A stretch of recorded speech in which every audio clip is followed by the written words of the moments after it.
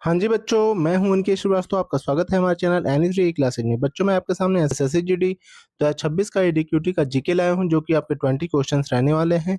आपका target 20 of 20 का ही होना चाहिए। इसे आप पूरे अच्छे से रट के जाइएगा ताकि एग्जाम में आप अच्छे मार्क्स ला सकें।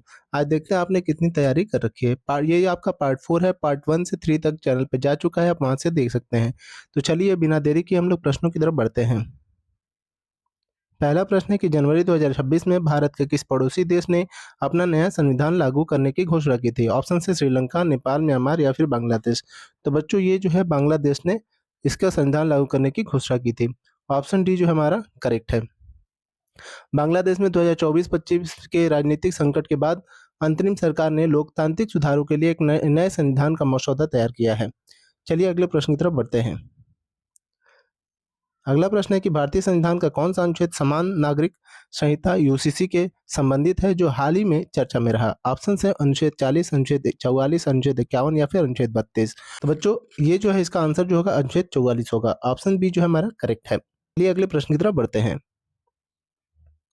अगला प्रश्न है कि 2025 के अंत में COP3O जलवायु शिखर सम्मेलन की मेजबानी किस देश ने की? ऑप्शन है भारत, ब्राजील, यूएई या फिर अजरबैजान। तो बच्चों, इसमें जो है आपके ब्राजील ने इसकी मेजबानी की थी। ऑप्शन बी जो हमारा करेक्ट है। COP30 ब्राजील के बेलेम में आयोजित किया गया, जिसका मुख्य उद्देश्य जो है अमेजन वर्षा वन का संरक्षण था। चलिए अगले प्रश्न की तरफ बढ़ते हैं। अगला प्रश्न है कि सिंधु घाटी सभ्यता का वह स्थल कौन सा है जहां हाल ही में खुदाई के दौरान सबसे बड़ा औद्योगिक केंद्र होने की साक्ष्य मिले हैं? ऑप्शन है लोथल, राखीगढ़ी, धोलावीरा या फिर कालीबंगा। तो बच्चों, वो जो स्थान है आपका राखीगढ़ी है। ऑप्शन बी जो हमारा करेक्ट है। बच्चों, राखीगढ़ी जो कि हरियाणा में स्थित है, वर्तमान में जो है सिंधु सभ्यता का सबसे बड़ा भारतीय स्थल है। यहाँ से सोने का वर्कशॉप और टेराकोटा की चूड़ियां मिली हैं। ठीक है, चलिए अगले प्रश्न की तरफ बढ़ते हैं। अगला प्रश्न है कि भारतीय अर्थव्यवस्था ने वित्तीय वर्ष 2025-26 में विश्व की कौन सी सबसे बड़ी अर्थव्यवस्था बनने का लक्ष्य रखा है? ऑप्शन है तीसरी, चौथी, पांचवी या फिर दूसरी। तो बच्चों, हमारे देश ने जो है पांचवी अर्थव्यवस्था बनने का लक्ष्य रखा है। ऑप्शन सी जो हमारा करेक्ट है। भारत वर्तमान में जो है पांचवी सबसे बड़ी अर्थव्यवस्था और 2027-28 तक जो है $5 ट्रिलियन की जीडीपी के साथ तीसरी शक्ति बनने की ओर अग्रसर कर रहा है। चलिए अगले प्रश्न की तरफ बढ़ते हैं। अगला प्रश्न है कि ग्रेट बैरियर रीफ जो जलवायु परिवर्तन के कारण खबरों में है, किस महासागर में स्थित है? ऑप्शन है हिंद महासागर, अटलांटिक महासागर, प्रशांत महासागर या फिर आर्कटिक महासागर। तो बच्चों, ये जो है हमारा प्रशांत महासागर में स्थित है। ऑप्शन सी जो हमारा करेक्ट है। यह ऑस्ट्रेलिया के क्रिसलैंड तट के पास स्थित दुनिया की सबसे बड़ी मूंगा चट्टान प्रणाली है। चलिए अगले प्रश्न की तरफ बढ़ते हैं। अगला प्रश्न है कि मानव शरीर की किस ग्रंथि को मास्टर ग्रंथि कहा जाता है, जो हार्मोनल संतुलन को नियंत्रित करती है? ऑप्शन है थायराइड, एड्रिनल, पीयूष ग्रंथि या फिर अग्नाशय। तो बच्चों, इसमें जो है हमारा प्यूटिट्री यानी कि पीयूष ग्रंथि जो है नियंत्रित करती है। ऑप्शन सी जो हमारा करेक्ट है। बच्चों, जो आपकी पीयूष ग्रंथि है मस्तिष्क के आधार पर स्थित होती है और यह शरीर की अन्य ग्रंथियों के रक्त स्राव को नियंत्रित करती है। चलिए अगले प्रश्न की तरफ बढ़ते हैं।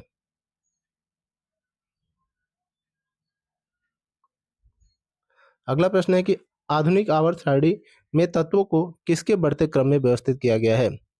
ऑप्शन है परमाणु द्रव्यमान, न्यूट्रॉन की संख्या, परमाणु क्रमांक या फिर संयोजकता। तो बच्चों, इसे जो है परमाणु क्रमांक के क्रमों में व्यवस्थित किया गया है। ऑप्शन सी जो हमारा करेक्ट है। बच्चों, आधुनिक आवर्त सारणी जो है 1913 में हेनरी मोजले द्वारा दी गई थी। इसमें 18 समूह और 7 आवर्त होते हैं। चलिए अगले प्रश्न की तरफ बढ़ते हैं। अगला प्रश्न है कि ऑप्टिकल फाइबर संचार में प्रकाश के किस सिद्धांत का उपयोग किया जाता है? ऑप्शन है अपवर्तन, विवर्तन, पूर्ण आंतरिक परावर्तन या फिर प्रकीर्णन। तो बच्चों बताइए कि किसका प्रयोग किया जाता है? तो बच्चों, इसमें जो है आपका पूर्ण आंतरिक परावर्तन। ऑप्शन सी जो हमारा करेक्ट है। इसका उपयोग जो है हाई स्पीड इंटरनेट और एंडोस्कोपिक में किया जाता है। इसके जनक जो है नरेंद्र सिंह कपानी को माना जाता है। चलिए अगले प्रश्न की तरफ बढ़ते हैं। अगला प्रश्न है कि 1857 के विद्रोह के दौरान लखनऊ से विद्रोह का नेतृत्व किसने किया था? ऑप्शन है कुंवर सिंह, बेगम हजरत महल, तात्या तोपे या फिर नाना साहेब।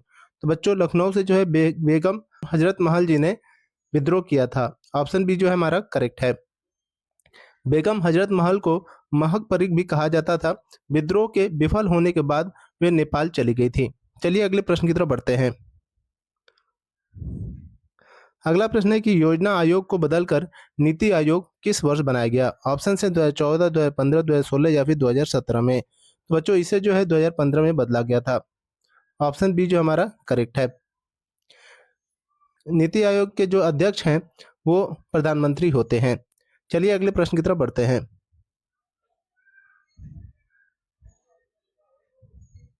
अगला प्रश्न है कि हाल ही में फरवरी 2026 में मृदा स्वास्थ्य कार्ड योजना के 11 वर्ष पूरे हुए। यह योजना कहां से शुरू हुई थी? ऑप्शन से सूरतगढ़ राजस्थान, बलिया यूपी, मधेपुरा बिहार या फिर हिसार हरियाणा। तो बच्चों ये जो हमारे सूरतगढ़ राजस्थान से शुरू हुई थी। ऑप्शन ए जो हमारा करेक्ट है। चलिए अगले प्रश्न की तरफ बढ़ते हैं। अगला प्रश्न है प्रकाश संश्लेषण की प्रक्रिया में पौधों द्वारा कौन सी गैस मुक्त होती है? तो बच्चों इसमें जो है हमारा ऑक्सीजन मुक्त होता है। ऑप्शन सी जो हमारा करेक्ट है। बच्चों पौधे जो है CO2 कार्बन डाइऑक्साइड लेते हैं और सौर ऊर्जा की उपस्थिति में ऑक्सीजन छोड़ते हैं। यह प्रक्रिया क्लोरोफिल के कारण होती है। चलिए अगले प्रश्न की तरफ बढ़ते हैं। अगला प्रश्न है कि गुरुत्वाकर्षण का सार्वत्रिक नियम किसने प्रतिपादित किया था? ऑप्शन है Albert Einstein, Isaac Newton, Galileo या फिर स्टीफन हॉकिंग। तो बच्चों इसे जो है आइजैक न्यूटन ने किया था। ऑप्शन बी जो हमारा करेक्ट है। चलिए अगले प्रश्न की तरफ बढ़ते हैं। अगला प्रश्न है विजयनगर साम्राज्य की राजधानी हम्पी किस नदी के तट पर स्थित है? ऑप्शन है कृष्णा, गोदावरी, तुंगभद्रा या फिर कावेरी। तो बच्चों ये जो हमारे तुंगभद्रा नदी के तट पर स्थित है। ऑप्शन सी जो हमारा करेक्ट है। बच्चों विजयनगर की जो स्थापना है 1336 में हरिहर और बुक्का नामक दो भाइयों ने की थी। चलिए अगले प्रश्न की तरफ बढ़ते हैं।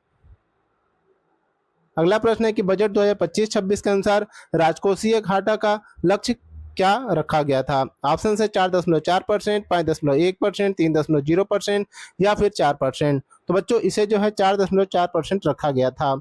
ऑप्शन ए जो हमारा करेक्ट है। चलिए अगले प्रश्न की तरफ बढ़ते हैं। अगला प्रश्न है कि भारतीय संविधान के मौलिक कर्तव्य किस देश के संविधान के लिए है? ऑप्शन है अमेरिका, ब्रिटेन, सोवियत संघ या फिर कनाडा। तो बच्चों ये जो है हमारे सोवियत संघ के लिए है। ऑप्शन सी जो हमारा करेक्ट है। ठीक है बच्चों, मौलिक कर्तव्य जो है 42वें संविधान संशोधन 1976 द्वारा जोड़े गए थे। वर्तमान में इसकी संख्या जो है 11 है। चलिए अगले प्रश्न को देखते हैं। अगला प्रश्न है कि नीली क्रांति का संबंध किससे है? तो बच्चों नीली क्रांति का संबंध आप लोग बताइए। ऑप्शन है दुग्ध उत्पादन, मत्स्य उत्पादन, उर्वरक उत्पादन या फिर तिलहन उत्पादन। तो बच्चों नीली क्रांति का जो संबंध है मत्स्य यानी कि मछली उत्पादन से है। ऑप्शन बी जो हमारा करेक्ट है। चलिए अगले प्रश्न को देखते हैं। अगला प्रश्न है कि सिरका में मुख्य रूप से कौन सा अम्ल पाया जाता है? ऑप्शन है साइट्रिक अम्ल, लैक्टिक अम्ल, एसिटिक अम्ल या फिर फॉर्मिक अम्ल। तो बच्चों सिरका में जो है एसिटिक अम्ल पाया जाता है। ऑप्शन सी जो हमारा करेक्ट है। बच्चों एसिटिक अम्ल का जो रासायनिक सूत्र है वो है आपका CH3COOH। चलिए अगले प्रश्न की तरफ बढ़ते हैं। अगला और अंतिम प्रश्न है कि खेलो इंडिया यूथ गेम्स 2025 की पदक तालिका में शीर्ष स्थान पर कौन सा राज्य रहा? ऑप्शन है महाराष्ट्र, हरियाणा, तमिलनाडु या फिर मध्य प्रदेश। तो बच्चों इसमें जो हमारा महाराष्ट्र सबसे आगे रहा। ऑप्शन ए जो हमारा करेक्ट है। बच्चों ऐसे ही प्रश्नों के लिए हमारे चैनल को सब्सक्राइब करिए, लाइक करिए और शेयर करना ना भूलिए। ऐसे ही वीडियोज हमारे चैनल पर आते रहते हैं और मिलते हैं आपसे अगली क्लास के अंदर। धन्यवाद।